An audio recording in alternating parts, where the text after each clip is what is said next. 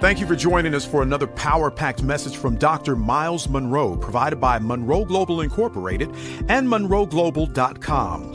We transform followers into leaders and leaders into agents of change. We hope that this message is a blessing to you as you advance your life and discover your purpose. Now, let's go into the message. We're going to focus on the 10 steps, the 10 secrets of leadership succession. The 10 secrets of leadership succession.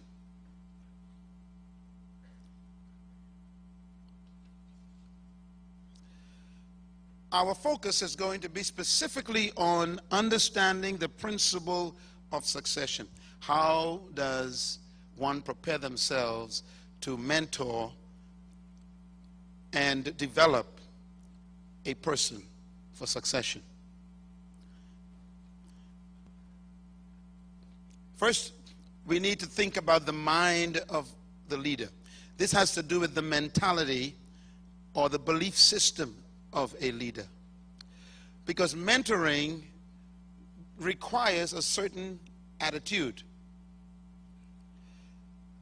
So the first statement I want to make in this segment is to focus on the fact that leadership is about sharing power. That's a mentality issue, or as we would say, a philosophy issue. If your philosophy is gaining power, protecting power, reserving power rather than sharing power, you will not mentor. So your philosophy will determine your behavior. So this is a philosophical statement. True leadership is about what? Power sharing.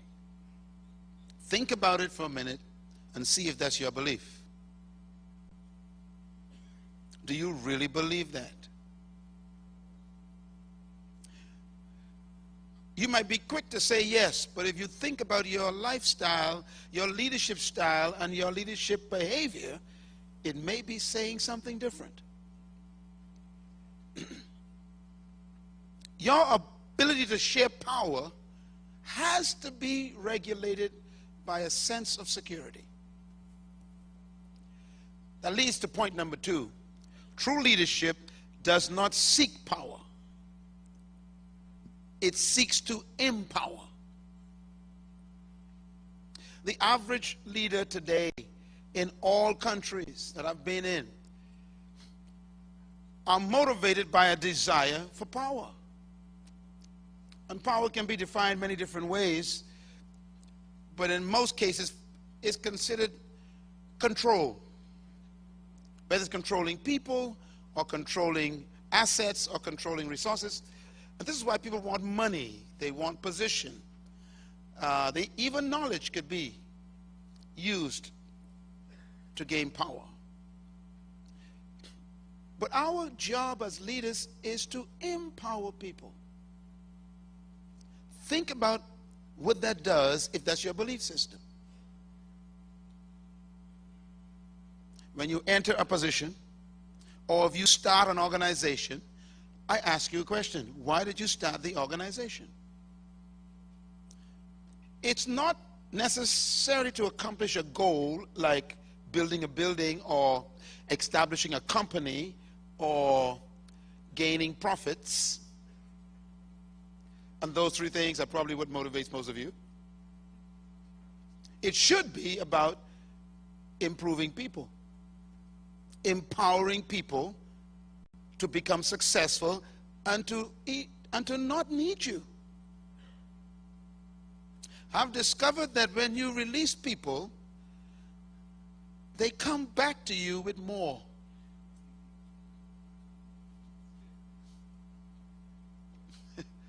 Because they expand. And when they expand, they have access to bring back to you. So empowering people is the motivation for true leadership. Number 3, the priority of true leadership is to prepare your replacement. Prepare your replacement. Work from now on, when you go back to your workplace or your job place or your business or your ministry, make this a goal. Write it down in capital letters. I'm going back to prepare my replacement. Make it one of your goals. You know, we write goals every year. Don't leave mentoring off your goal list.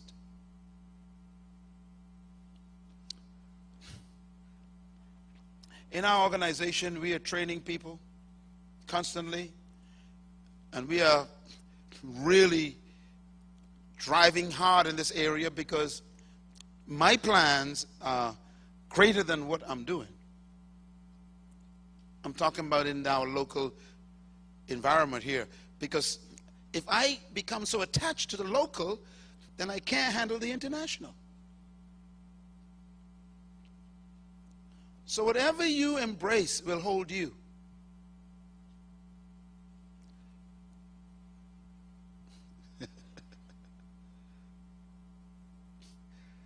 I'm pausing because you missed it. Whatever you hold on to will hold you.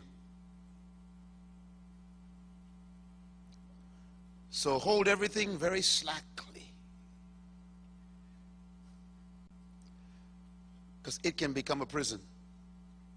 Number 4, true leadership does not just capture a vision, which is what we are all driven by, our vision, but we also capture not just a vision of the future, but a vision of the future leaders.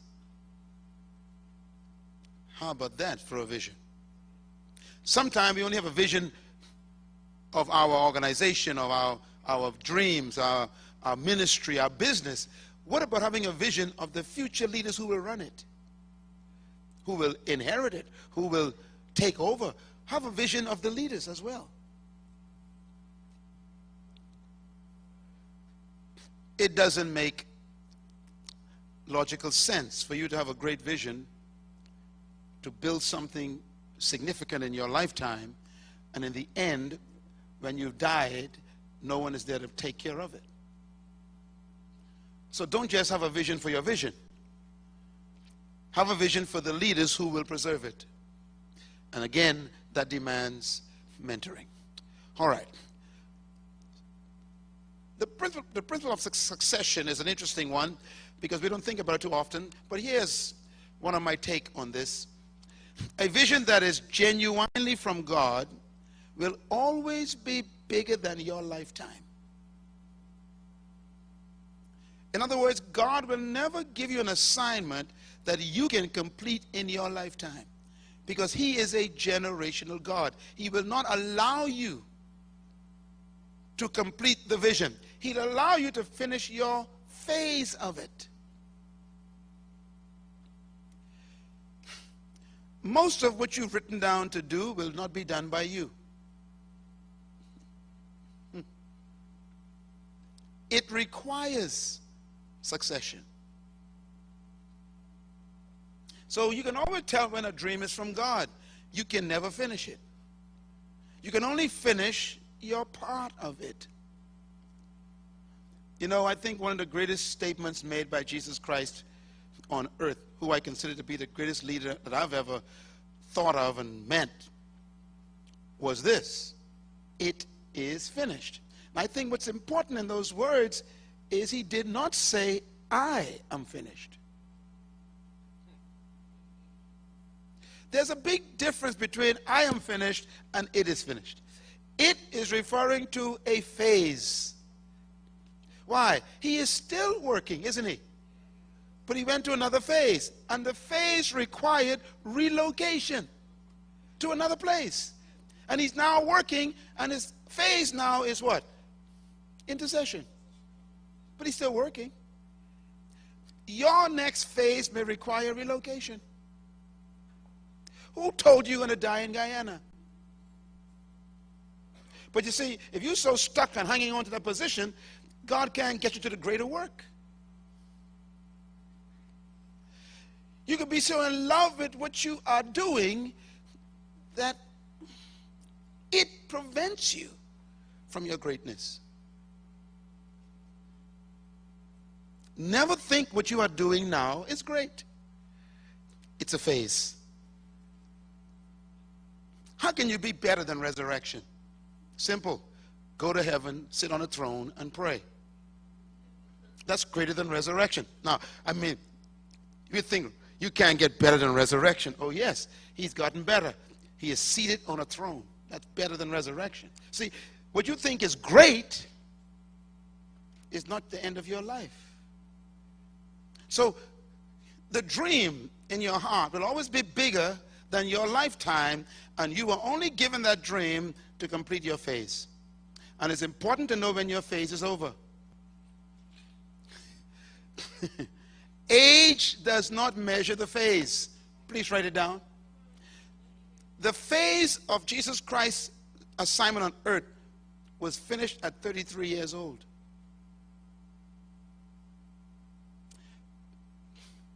Stop planning to grow old where you are. You're blocking the next generation. And sometimes you'll be sent to do an assignment only for a few months, or maybe a few years, or maybe a decade. Don't get tied to it, because life is much bigger than your job. Your life is bigger than your job. And so don't get stuck. If the spirit of mentoring and succession comes upon you, you'll always be progressive. You'll always be free to move. And by the way, if you capture the spirit of succession and mentorship, you will never be depressed when they fire you. Because your interpretation of that would be, it's time to move on. They didn't fire you, they released you to your next phase, that's all. But if your job was your life, they destroyed your life.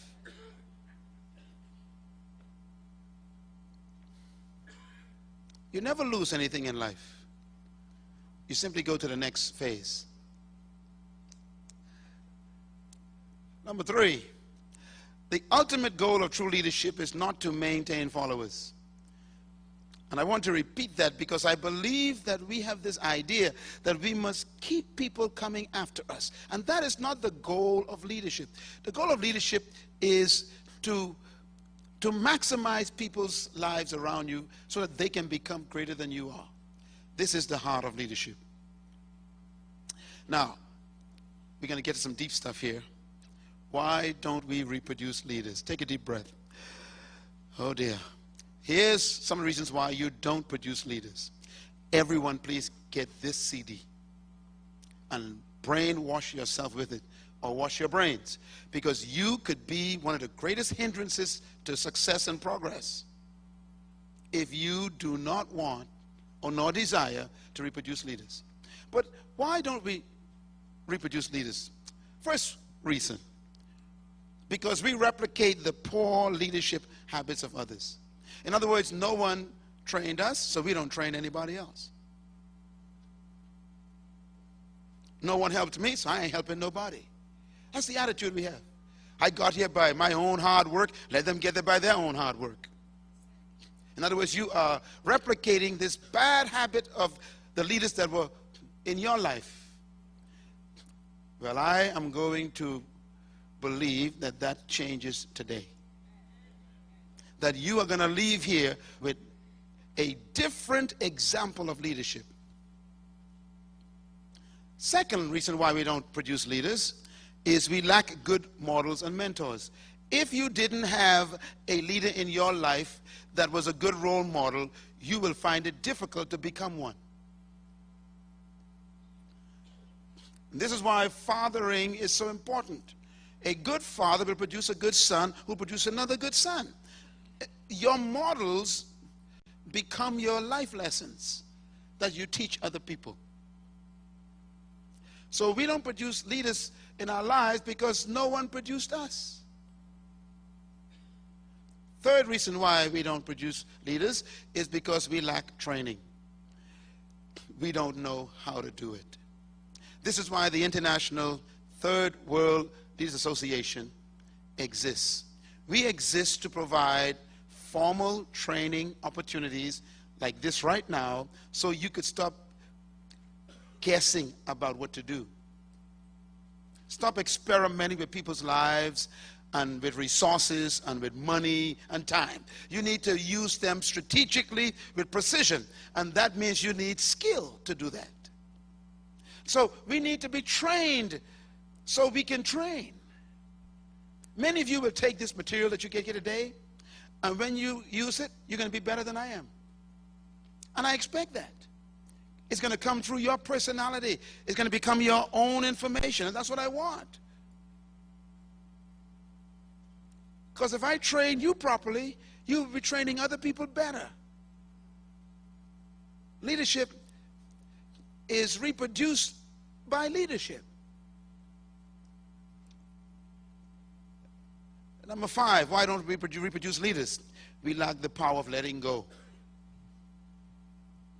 We don't want to let go. We don't reproduce leaders because we don't want any other leader around us. We want to be the chief. Everybody else is Indians. Pardon the expression, but we use that here in the Western world. We need to have the attitude that we are in the business of chief makers. And to do that, you got to let go. Why don't we let go? Because we have made our positions synonymous with our value. Why don't we reproduce leaders? Number 6, we put paperwork before people work. I got a lot of work to do today. I can't see anybody. You ever said that? I have a lot of work to do today. I can't see anybody. Don't look now, but that's you. I got a lot of paperwork to do today. I can't see anybody. So we don't reproduce. To reproduce leaders, you must spend time with people. There's a place for paperwork. It's between 11 p.m. and 3 a.m. That's me. My days belong to people.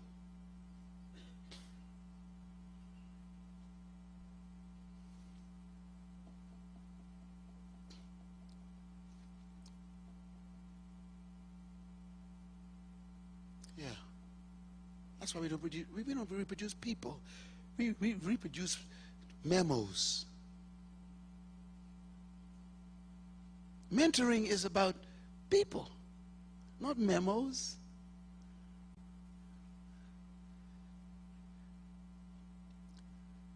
I remember one time, I'll never forget this. I was in my office, and my secretary, who's sitting out there, she's my eldest sister, she said, there are 2 guests from the ship downstairs to see you.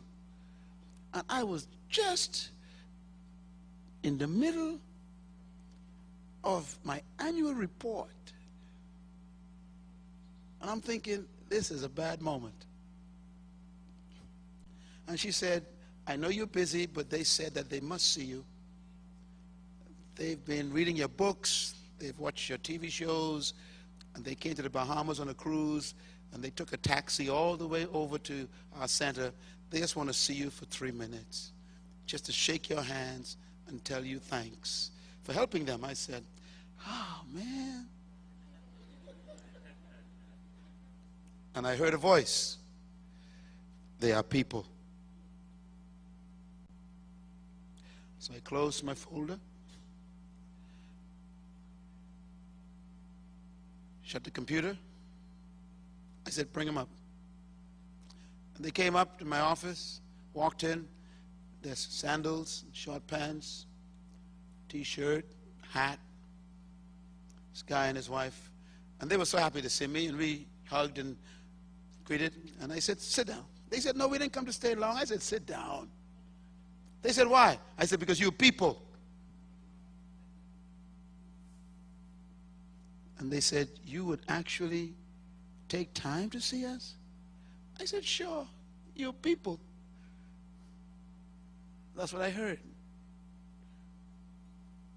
So we sat down, chatted a little bit, and they told me where they were from and how much our work had blessed them and changed their lives, and how their kids were reading our books, and their young son had started a business from reading one of my books, and they were so excited, and I was listening to them, and I was so encouraged by what they said. And I said, thank you so much for coming. And they stood up. They said, can we take a picture? I said, sure. We took a picture. And we were walking down the hall back out to the door. And the guy turned around and said, oh, by the way, we bought you something. And he turned around and gave me an envelope. $10,000.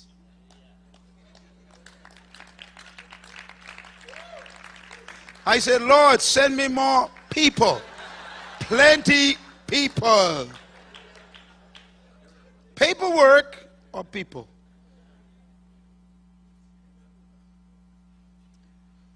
You never know what they're carrying.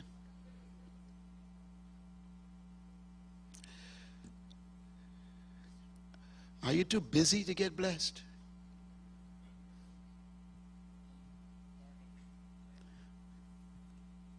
Why don't we reproduce leaders? We lack affirmation. The absence of affirmation in our own lives. If people didn't affirm you, you will find it difficult to affirm other people. This is where we get the attitude again. No one helped me, so why should I help you? That's the spirit of this strange attitude. I'm not going to mentor you. No one mentored me. I had to work hard to get what I have. That's the reason why you got it, so that they don't have to work hard to get it. You mentor to prevent the other person from going through the stress.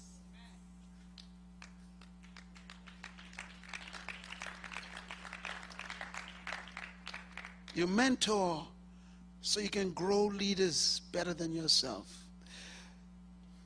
The next one is an important one. We don't reproduce leaders because we have no time for mavericks. You know what a maverick is, right? Somebody who is so full of energy and new ideas and dreams that they irritate you. Matter of fact, when they come in your presence, they remind you of how old and dumb you are. A maverick can embarrass you. They will come and say, well, why can't we solve that problem? You're like, I've been trying to solve it for 40 years. Well, just do that, and do this, and do this, do this, and it's solved. And you go, I hate you. A maverick will test our capacity to expand.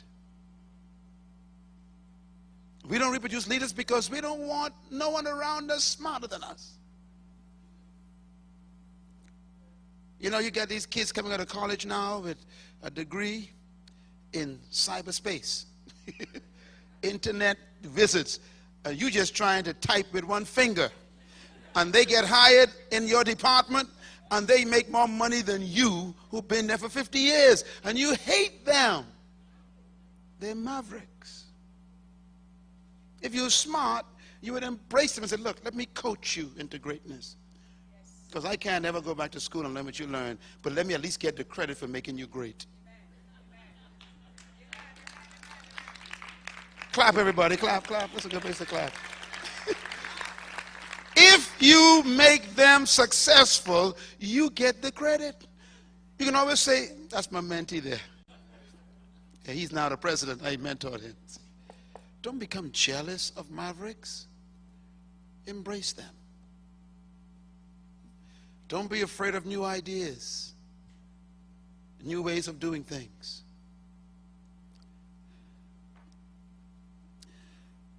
This last one is very important. We don't reproduce leaders because we are dictators. We tell you what to do. You listen to what I say. I'm the boss here. I am the bishop. I am God's anointed. I am the pastor. That's your problem. If you are a true leader, you do not control people. You develop people.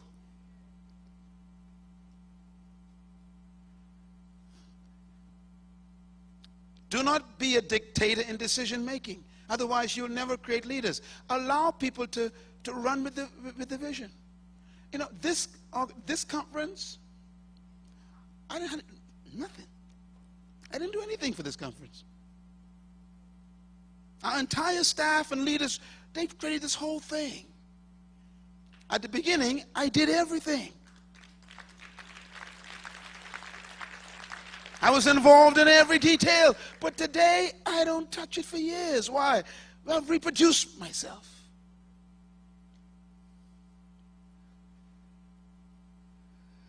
Leadership is not dictatorship. Release people. Reproduce them. Okay, here we come down to the end. 10 marks of a secure leader. 10 marks of a secure leader. Number 1, think beyond your leadership. This is imperative. If you are going to be a leader that mentor your successor, you must first think beyond your leadership. You are not an end in yourself. This is not about you, and you are not the star. You are simply an extra on stage. Number 2, think generationally. Think about the unborn and what you will provide for them and how you prepare this place for the unborn. Number 3, be aware of your mortality. Great leaders always think about their death. Foolish leaders believe they ain't never gonna die. You are a great leader if you are constantly conscious of your mortality. I could die tomorrow.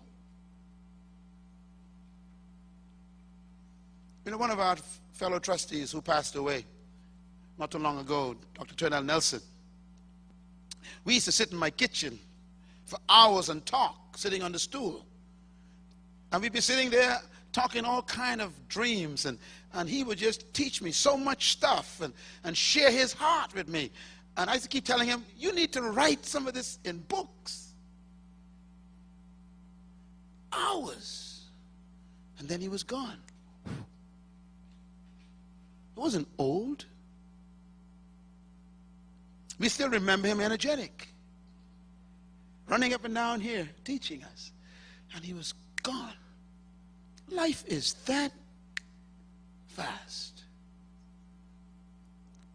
So invest in people. He invested in me. That's why I'm still calling his name.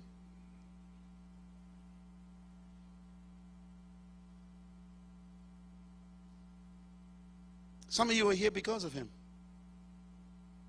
In this meeting today. He started to build a building in Trinidad, never finished it, but he built you. He invested in people. His legacy is in us. Who are you mentoring? Because you know you will die. I discovered something about death. Lately, it has no respect for age. When I was a kid, only old people died. You remember those days? Only old people died. Today, no. So make every day a mentorship day. Number 4, aware of your dispensability. You are dispensable. You know, a leader always knows that the board could fire them in the morning. So they always secure life after that job. Think in terms then of always leaving. You are dispensable. You are not indispensable. And some of you religious leaders here today, you all need a revelation. Because somehow we get this idea that if the Lord called me, no one can move me. Oh, yeah? No. You're dispensable. We can actually do without you. Can you imagine that? Matter of fact, sometimes we'd be better off. I won't finish that sentence, but it's amazing. We think we are it. No.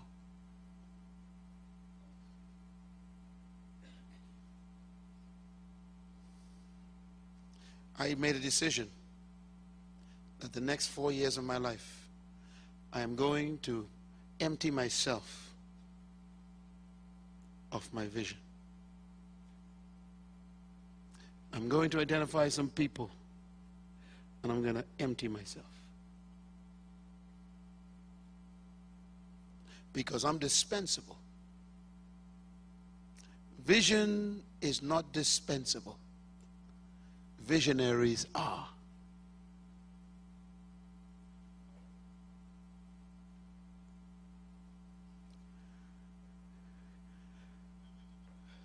I have 7,000 prophets that could take your place. So settle down, Elijah, and behave yourself. You're dispensable. It is a privilege to be leading, not a right. Yeah. Number 5. The mark of a secure leader. They are aware that they are responsible for the organization's future. This is very important. Most of the time, people in leadership positions in organizations, whether it's a political party, or whether it's a church, or whether it's a business, or a family business, we get this idea that we are in that position to secure ourselves. So we try to get promoted, we try to get a big salary, we try to get a private parking space with our name on it, we try to get the corner office, we try to be one with the title, the bishop, this thing, and God is saying, no, this is about the organization. Leadership is about securing the company. And the only way to do that is succession. You want a human to protect this place.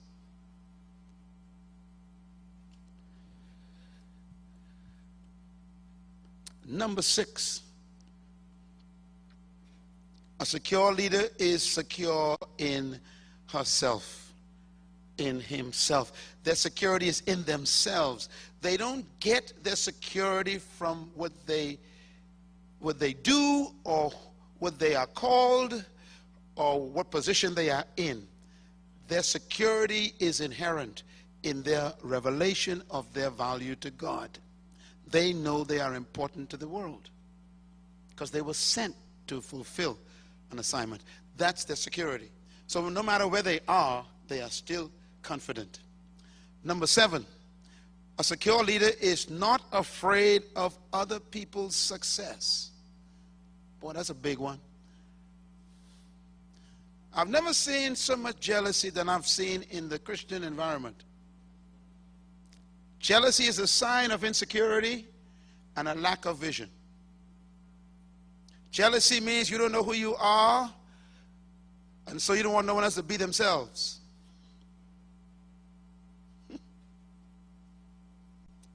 Jealousy means that you are insecure in your own self. A person who is confident will always encourage other people's success. They rejoice when other people succeed. When you train people and they succeed, that goes to your credit. So you help them succeed. Number 8 rather. True leaders who are secure, they act as a visionary. They don't act as an owner. I don't own this company. I don't own this ministry. I'm just a visionary. I'm a delivery boy. I come to deliver you something from the eternal, to put it in time. I came to take the invisible and bring it into the visible and then leave. I am not here to own this. I'm just a delivery boy. That's leadership. Number 9, leaders who are secure are always preparing to leave, not to stay. What did I say? Always preparing to leave, but not to stay. Can you go home with that spirit? You know, I was intrigued when I read the first official meeting that Jesus Christ, the greatest leader, had with his team. The first meeting blew my mind. Matter of fact, I'm still trying to get over it. His first formal meeting, the Bible says he called them together unto him, and he said unto them, now he's having his first meeting with his mentees. Do you know what was on the agenda? One word: death. You should go read it sometime. A meeting about death. His first meeting. Why is that important?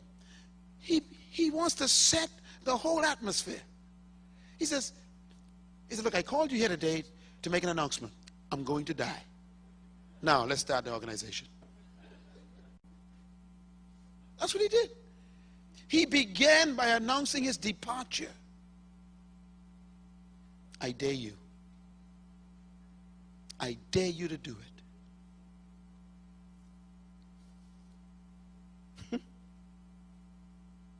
Prepare them for your departure. He began it that way. Matter of fact, that's what made them so afraid. He says, I'll be crucified, they will bury me, and I'll come back the third day, but I want you to know up front that I'm going to die. Now, let's begin. What a way to begin.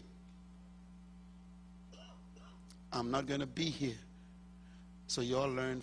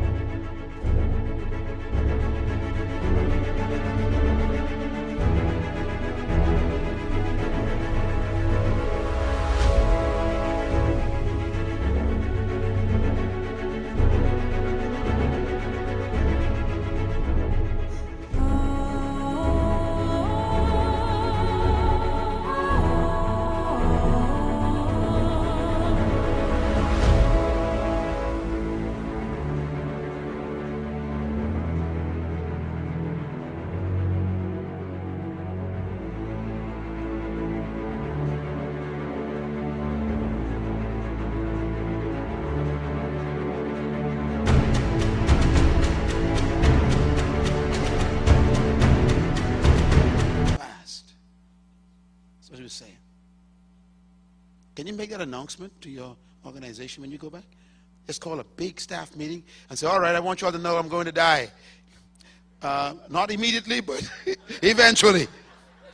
And so I've been to the Bahamas and I got some clear understanding, and I want you all to know that while I'm with you, I'm going to teach you everything I know. That should be your attitude.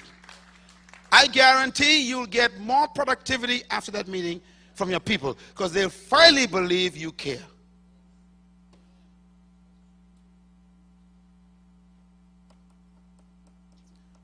It's not about you. You're temporary. Once you make that announcement, it generates a spirit of obligation for you to mentor.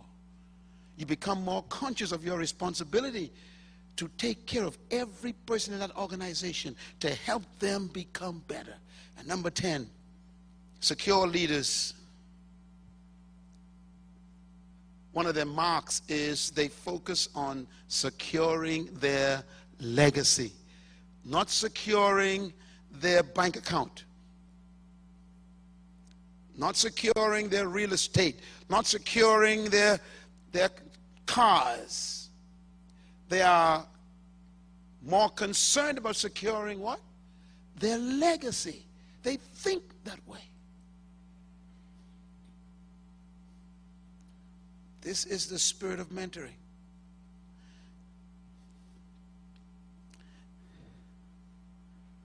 I'm just like you, I got to be careful about my own notoriety. It's a heavy burden, but it can become a killer. I'm very conscious of my very thin clay feet.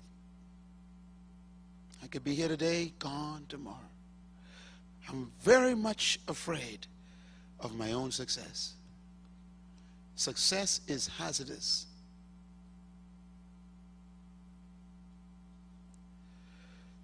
So stay in touch with people. Make them your priority. Give your life away. Distribute yourself to your generation. Become a mentor of mentees who mentor.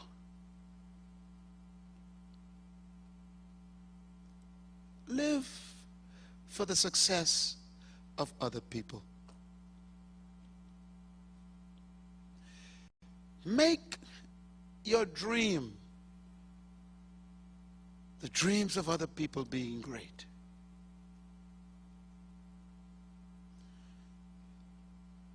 It's good for you that I am not present. Because if I am present, you cannot do greater works.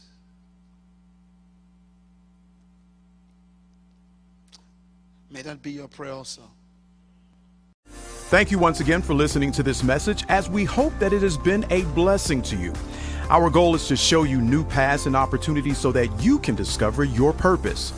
It is your love, support, and partnership that makes Munroe Global possible. Please visit us online at www.munroeglobal.com for more product, partnership, or to join us at one of our live events around the world.